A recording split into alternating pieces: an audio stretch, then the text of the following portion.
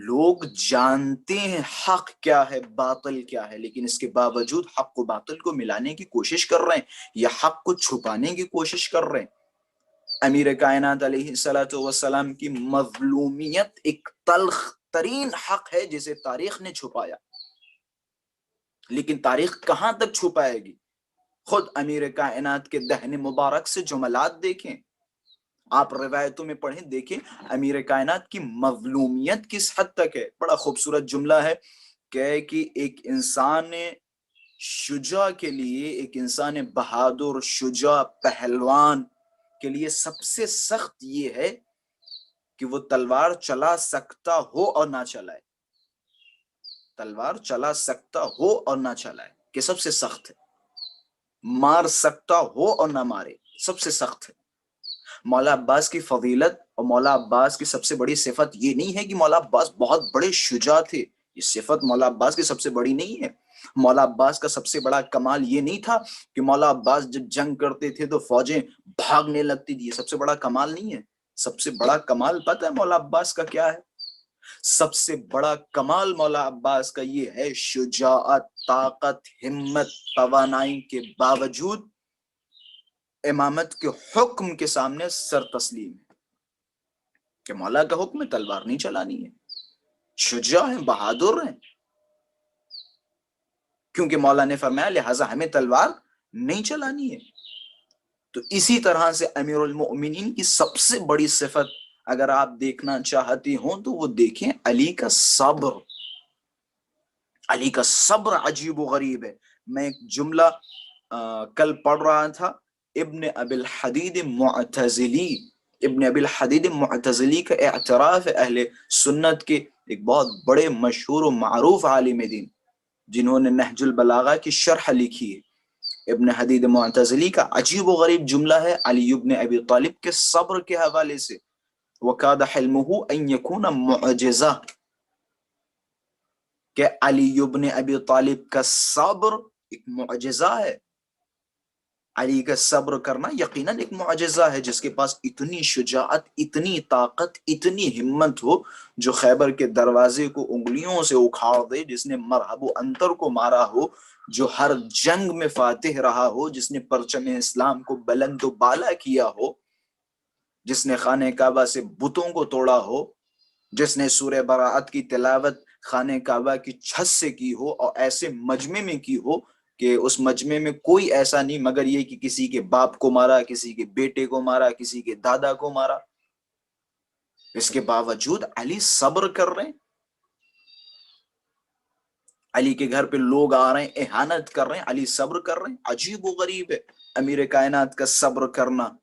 اور جملہ میں خود امیر کائنات علیہ الصلوۃ والسلام کی زبانی جس میں حضرت نے خود بیان فرمایا ہے کہ میں نے کس طرح صبر کیا ہے۔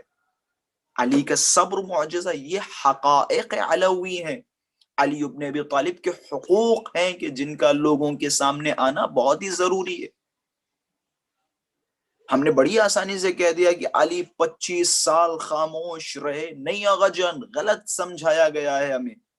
کس نے کہا علی 25 سال خاموش رہے؟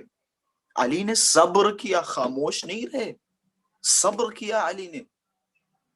یا بعض افراد کہتے ہیں کہ 25 سال تک علی نے ان سے صلح و صفائی کر لی، ان سے ہاتھ ملا لیا اور ان کے گھروں پہ جانے لگے اور ان کے گھروں پہ کھانا کھاتے تھے، ان کے پیچھے نمازیں پڑھتے تھے۔ سب جھوٹ ہے، سب جھوٹ ہے۔ علی ابن ابی طالب نے صبر فرمایا تھا۔ علی ابن ابی طالب گھر میں بیٹھے ہوئے صبر کر رہے ہیں۔ وَإِلَّا آپ خطبات دیکھیں، جملات دیکھیں، مسجد میں بھی جاتے تھے تو زبردستی انہیں بلایا جاتا تھا اور پھر حضرت اپنی نماز فرادہ پڑھتے تھے۔ کسی کے پیچھے کبھی نماز نہیں پڑھی اور کسی کی کبھی بیعت نہیں کی، در حقیقت ہمیشہ مخالفت کی، جگہ جگہ پہ مخالفت کی۔ یہ کہ بھائی وہ خلافت میں بعنوان مشیر، آغا جان آپ امیر المؤمنین جو خلیفہ ہیں، امام وقت ہیں، انہیں آپ مشیر بیان کریں گے کسی کا؟ تاریخ کو غور سے پڑھیں اور جانے حقائق علوی کیا ہیں، علی ابن ابی طالب کے کون سے ایسے حقوق ہیں کہ جن کے ساتھ خیانت کی گئی۔ حضرت نے نہج البلاغہ کا خطبہ شقشقیہ پڑھیں، درد دل علی ابن ابی طالب محسوس ہوگا۔ دیکھیں علی اتنا بڑا شجاع بہادر، اس کے باوجود اپنے آپ کو کتنا عاجز بتا رہے ہیں امیر کائنات ان مظالم کے سامنے۔ ان مظالم کے سامنے علی ابن ابی طالب نے اپنے آپ کو کس طرح سے روکا۔ دیکھیں آپ، میں ایک عبارت صرف آپ حضرات کے سامنے پڑھوں گا، خطبہ شقشقیہ مشہور و معروف ہے۔ میں ہمیشہ اپنے چھوٹے بھائیوں سے کہتا رہتا ہوں، کوشش کریں اس خطبے کو یاد کریں، حفظ کریں، یہ علامت شیعہ ہے۔ خطبہ شقشقیہ یاد کریں، خطبہ یہ فدق یاد کریں، یہ علامات شیعہ ہیں۔ زیارت جامعہ کی تلاوت کریں، یہ معارف تشیع ہے، حقانیت تشیع ہے۔ خطبہ شقشقیہ کا عجیب و غریب جملہ جس سے علی کا صبر معلوم ہوگا کہ کس طرح سے علی نے صبر کیا۔ حضرت فرمانتے ہیں صبرت وفی العین قضا وفی الحلق شجا، کہ میں نے صبر کیا۔ کس نے؟ علی نے صبر کیا۔ کس حال میں اور کیسے صبر کیا؟ جملے دیکھیں، صبرت وفی العین قضا، خدا نہ کرے ہماری آنکھوں میں ذرہ برابر خاک پڑ جائے۔ اگر ہماری آنکھوں میں ذرہ برابر خاک پڑ جاتی ہے تو ہماری حالت متغیر ہو جاتی ہے، تبدیل ہو جاتی ہے، ہم آنکھوں کو ملتے رہتے ہیں۔ ذرہ برابر اگر خاک پڑ جائے، حضرت کیا فرما رہے ہیں؟ کس موقع پہ حضرت نے مثال دی ہے، سمجھیں۔ حضرت نے فرمایا صبرت وفی العین قضا، کہ میں نے صبر کیا اس حال میں کہ جیسے میری آنکھ میں کانٹا چبھ رہا ہو، کہ جیسے میری آنکھ میں ایک کانٹا لگ گیا ہو۔